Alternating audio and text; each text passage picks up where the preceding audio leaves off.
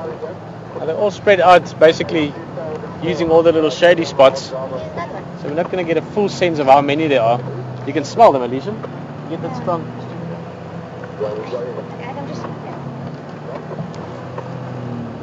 It's got a little bit forward. It's nice slow movements. These dogs are very habituated, but let's see. We're going to see a large patch of them. This looks like a lot of the puppies together. Oh, brilliant! Amazing. How's that? Sure. It's amazing. Yeah, that is very cool.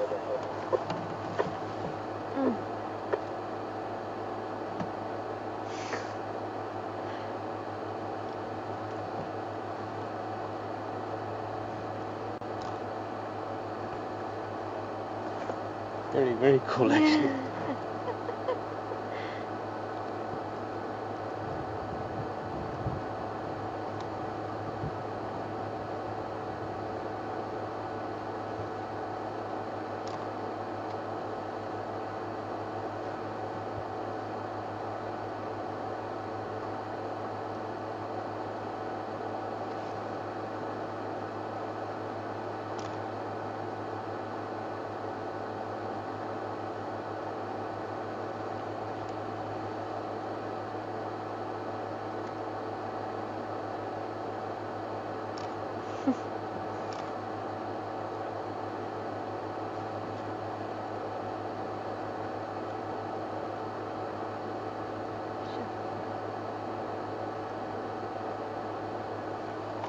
Well, hot out here, as I mentioned, all the shady spots are being used.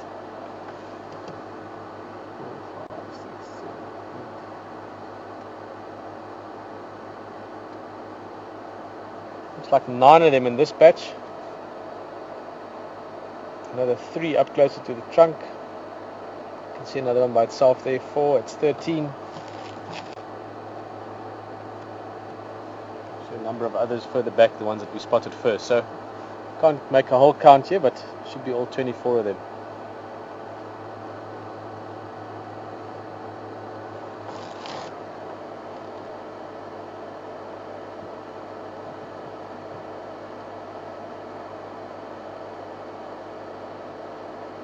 Now, if I did my quick maths correctly, there's about 4,500, 5,000 left in the world in total.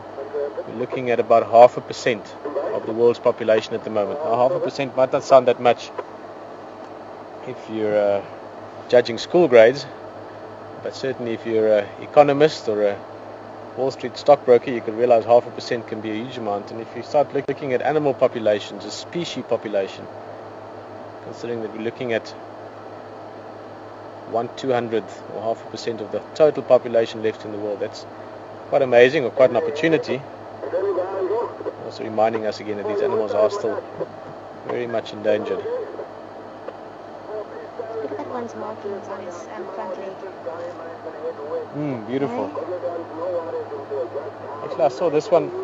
When did I see this one? I think this morning I noticed this one. It's still difficult with so many of them.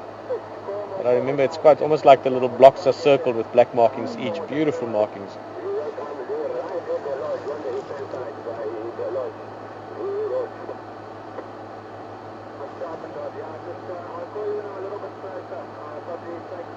Yes, I think we all realize how special this is, huh? It is,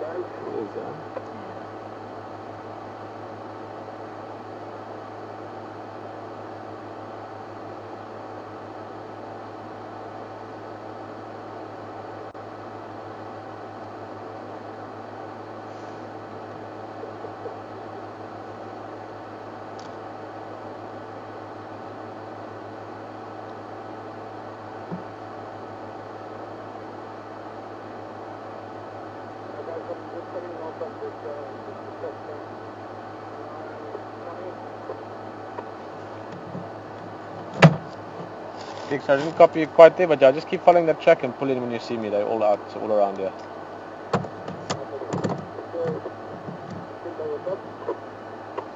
Sorry, go again. Just me. I'm going to stay until I think Henry's coming in next, and I'll pull out.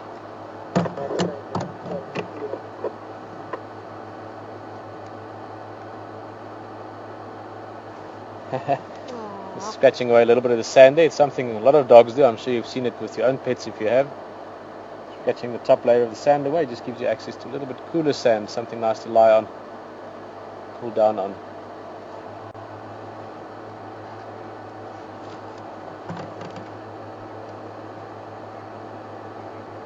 Yes, Patrick, I hear you perfectly.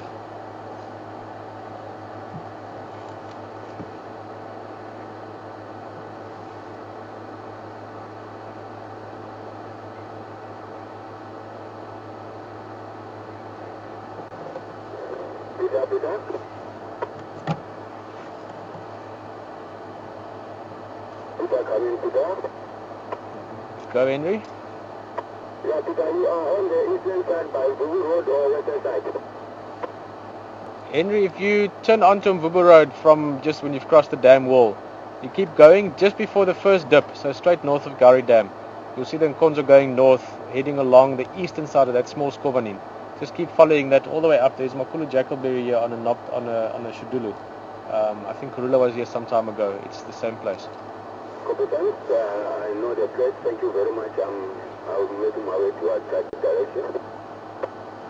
Okay, sharp.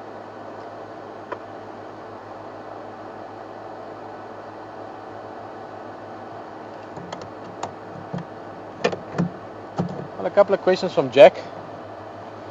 First question, Jack, and this is one that I'm sure many people have wondered, is why these dogs, or have they ever been domesticated?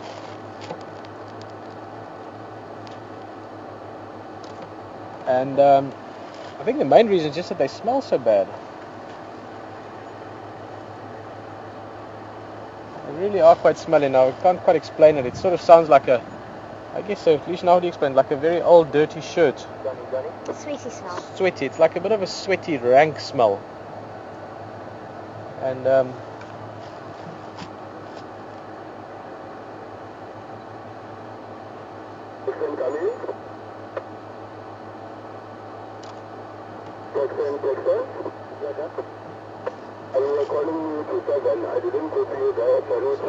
radio chat going on there. Jack, and I think that's the main reason actually. They get very tame. I mean, even wild ones habituate very easily to vehicles. They're absolutely gorgeous. I mean, if they didn't smell so bad and it was obviously possible ethically and legally, I would absolutely love to have one or two of these as pets. It's not possible for many reasons, unfortunately. But the very practical reason for it, I think, over the many years of wild dogs living with people or in cohabituation with people, the smell really is not pleasant. And I think that's probably the main reason. The way they hunt is very similar to wolves. The reason they're so endangered is because they cover extremely large areas. 24 dogs like this will cover vast areas, maybe the Sabi Sands or bigger, and hunt quite a lot. So they really need vast protected areas in order to survive without prosecution from humans. And then also they're quite vulnerable to things like rabies and canine distemper. So their numbers can dip quite badly relative to disease impact as well.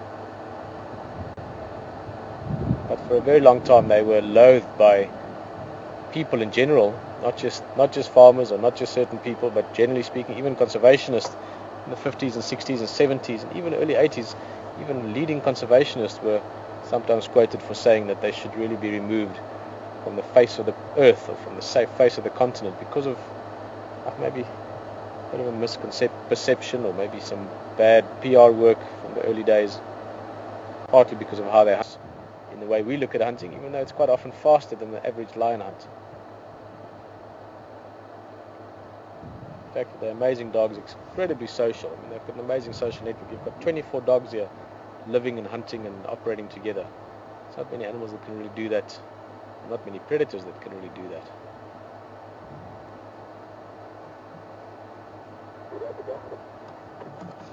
Yago? Yeah, for I didn't see that you can pull in. I'm going to pull out. Right, well, we've got to make some space. I'm going to book up Buffelshoek Dam and I'll come back. It's Nampunzi, yeah. Did you see both, Tex? Okay. We're going to move on slowly.